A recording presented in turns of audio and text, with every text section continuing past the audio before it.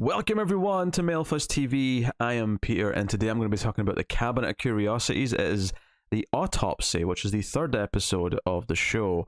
Now this one has some buzz behind it. There was a lot of high ratings for this on IMDb and stuff like that, so I went in feeling quite optimistic. But there was actually a couple of things that just had me a little reserved, and that was actually some of the names that were involved.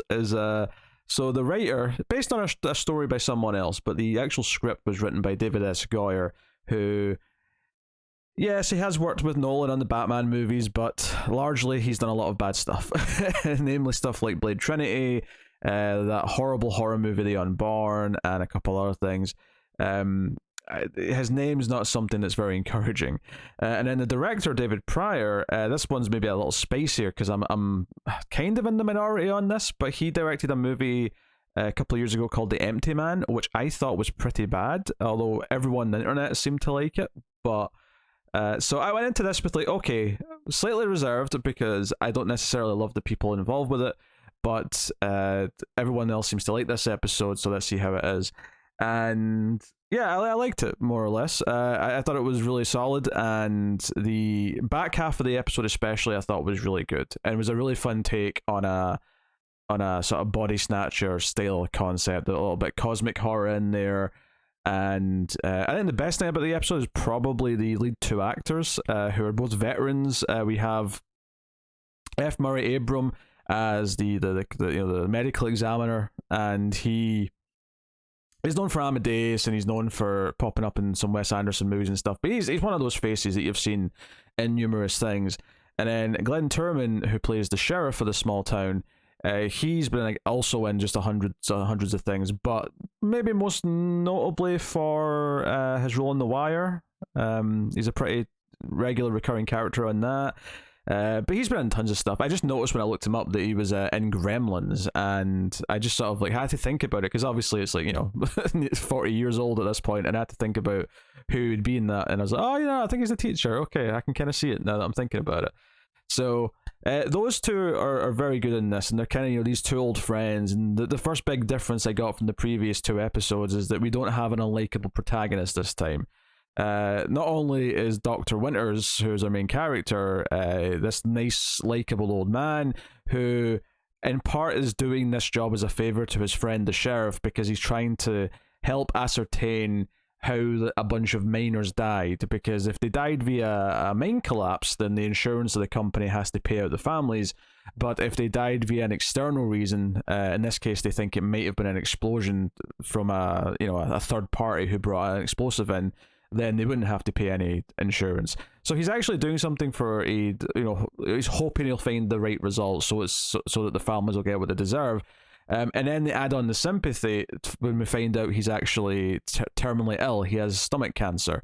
So they give us this really nice older man who has got a good friendship with the sheriff, and he's doing this for a good reason. Complete flip, polar opposite from the last two episodes, where we got these scumbags as main characters who you're kind of looking forward to meeting their demise. Here you're hoping nothing bad happens to him. And spoilers for the episode, of course, before I get into deep here, so spoilers from this point on. He does have a pretty rough time. And not only does a lot of bad stuff happen to him, he ends up sacrificing himself to kind of save the world, or at least save a bunch of other people at the very least. So yeah, there's a nice story here. I mean, I think the biggest critique I'd probably have is that the structure of the episode's a little bit off, in that the first 20 minutes of the 55-minute episode are kind of all preamble to the main event, which is the autopsy itself. Once he's at the meat locker place, and he's got all the bodies from this mining collapse, and he's going to start working through the bodies. From that part of the episode, I really like. I love how much it is just him on his own talking to his tape recorder. The whole thing's set in the 70s, so there's a retro feel to a lot of the stuff in it. But the first chunk is the sheriff explaining some of the backstory, and we get a lot of flashbacks kind of building up. And I understand why we have it. I understand why we need it. It's not so much that I would move it around. If anything, I kind of appreciate the choice to keep it all in one chunk at the start, as opposed to maybe doing some of it in the middle of the autopsy. I do like that once we get into the autopsy part of the episode, it just stays that way. I almost wonder though if there was a way to kind of try and get some of this information across in a different way during the autopsy, so that it could really just be in the autopsy room rather than having all these other scenes going back. But I understand why it's there. It does explain a lot of essential things, like the mystery around this man whose personality and name changed, that ultimately seems to have caused this explosion in the mine. And we discover, of course, by the end of the episode, sort of all the ins and outs of this, which is an alien of some kind has body snatched this guy, and he feeds off other humans, particularly their blood, but it sounds like he also feeds off their organs and their meat as well if he wants to.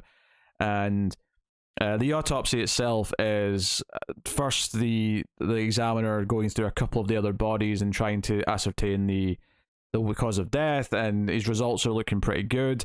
The episode has a lot of, it's pretty upfront and shows you him cutting into flesh, cutting into hearts. So there's a lot of nice little practical effects for all this stuff to work.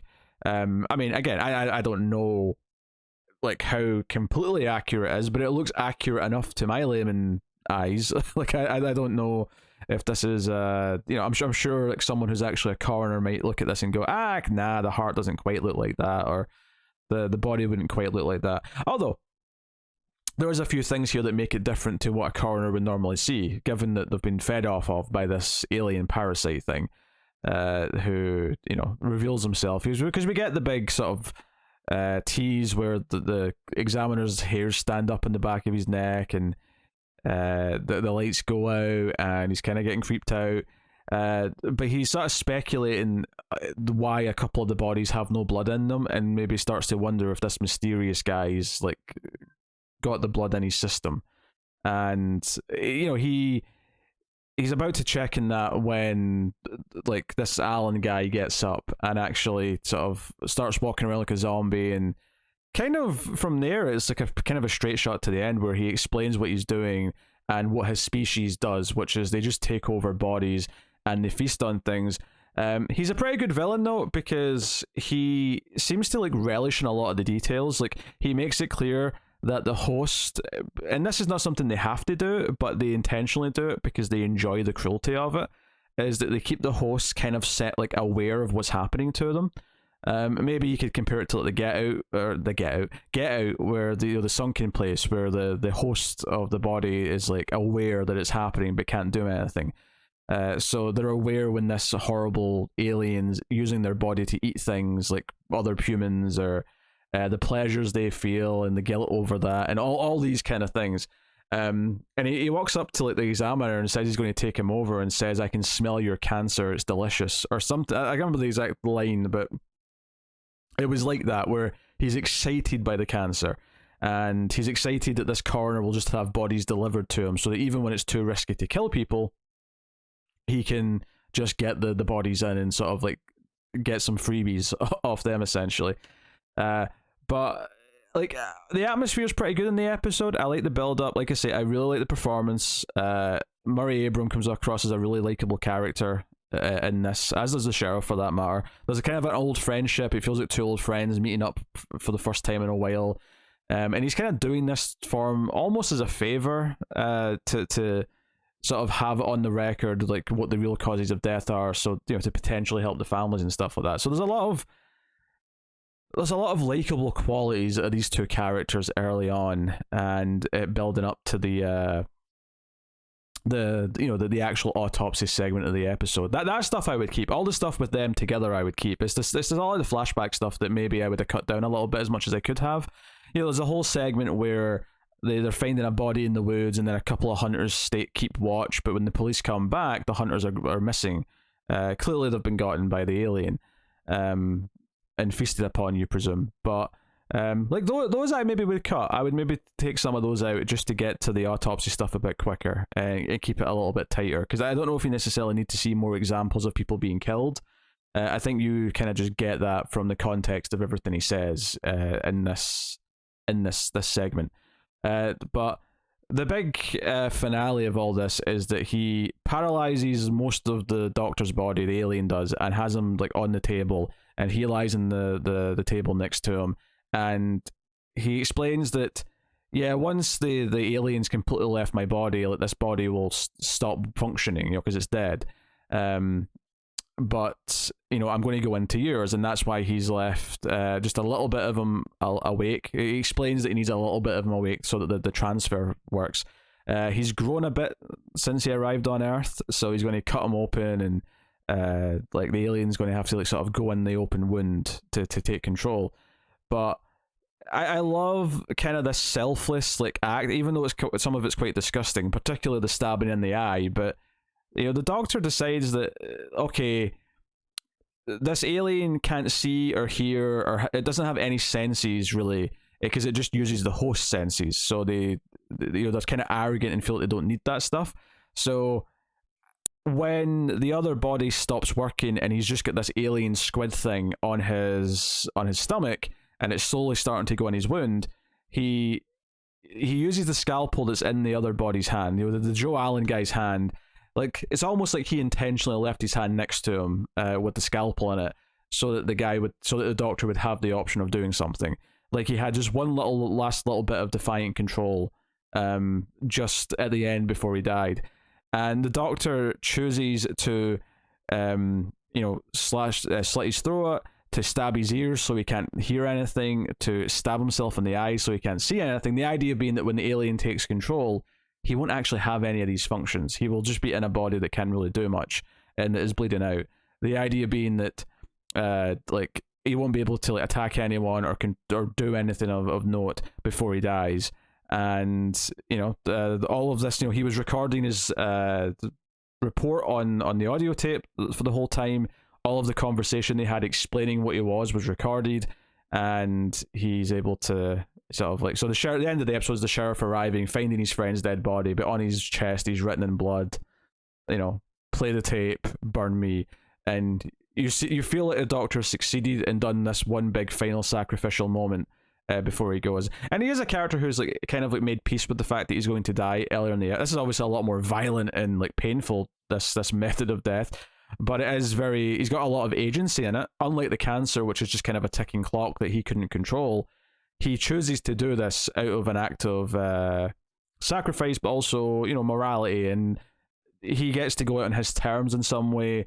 And it is kind of there's like a happy element to a very sad, bittersweet ending. But yeah, so he was very likable, and then he gives his life to save like other people. It's hard not to kind of like root for. This is the complete opposite of the last two episodes, where I couldn't wait for the characters to die and see how they meet their justified grisly ends. With this guy, it's more like you feel bad for him that he's having to do this, but you feel proud of him for making the sacrifice. It's very good stuff. Yeah, the back half of the episode I think is really strong. And then I think the performance from the actor Luke Roberts, who's playing the Joe Allen, who's the infected corpse, he's I think quite good. He hams it up just enough to make it work. The creature design on the alien parasite, when you see it, it's very squid-like I said. It's kind of funny though, it's kind of like everything takes from Alien, right? So Alien has like the xenomorph, which has like the mouth within the mouth, which is very phallic, and has so it's kind of like a penis coming out of a penis kind of thing. And there's a lot of genital stuff in general in H.R. Geiger's work for Alien. Here, the reason why I bring this up is because the front of this squid thing has what I thought, like, if that opens, it's going to look very vagina-esque. And then what made me laugh is when it opened, inside it there was another little similar opening, which looked like another, so it was like a vagina within a vagina, which is kind of like it felt like a sort of harkening back to the penis within the penis of Alien. I don't know, like I got a little chuckle out of that. But I think like I say, it takes a little bit to sort of kick into gear because we have all these flashback elements early on. It feels like maybe a little too flashback heavy at the start, but once it gets to this point where we're in a room, and other than a couple of quick snippets when the alien's explaining a couple of things and we get like flashes to how he took over Alan by going in his mouth, it mostly just stays in this building, and it's just the investigation and what's being revealed through the autopsy and kind of this act of sacrifice, which is a very uplifting character like arc for our protagonist here, which I appreciate being so different from the previous episodes. So yeah, Good stuff. I liked it a lot. The Autopsy. Probably, definitely my favorite of the 3 episodes so far. And I say that, like I said at the start, I came into this not really been a fond of the director's other movie that I've seen, and not really been fond generally of David S. Goyer. But it was based on another story, though, a short story by Michael Shea, so maybe that's why the rating's not that important. And in the context of the screenplay, with the ideas, which is tends to be where I think Goyer fails. And then, you know, the direction was solid. There was some nice moments in here. Anything with them lying on the table at the end. You've got two characters who are barely moving, lying naked on tables next to each other, and yeah, it's very engrossing and exciting. And you feel that kind of, he's got one hand he can move, and he's trying to reach the alien to stab it, and he can't. So he has to make this choice. All of that's handled very well and is super exciting in the moment. So yeah. I look forward to checking out more episodes of the Cabinet of Curiosities. Let me know what you thought of the Autopsy in the comments. You can like, subscribe, ding the bell for notifications. All of that does help out a lot. And of course, you can support everything by hitting the super thanks button or go over to patreon.com/MailFuzzTV and supporting us on a regular monthly basis to help keep all the content coming.